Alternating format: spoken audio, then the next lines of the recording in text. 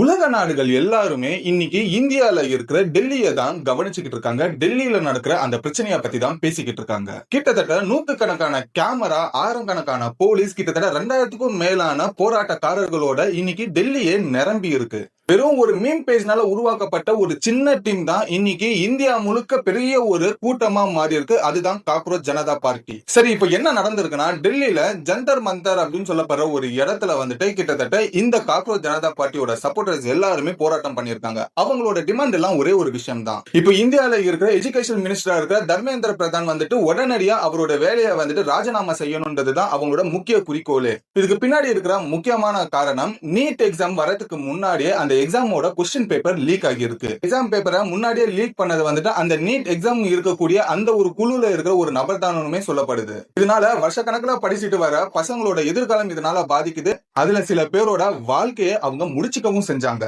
இதனாலேயே நல்லா படிக்கக்கூடிய மாணவர்களோட எதிர்காலம் வந்துட்டு இப்போ ஒரு கேள்விக்குறியா மாறி இருக்கு. இதுக்கு பின்னாடி முழுக்க முழுக்க ஒரு ரெஸ்பான்சிபிளா இருக்கிற ஒரே ஆள் வந்துட்டு எஜுகேஷனல் மினிஸ்டர் தான் அப்படின்றதுமே அவங்க சொல்றாங்க.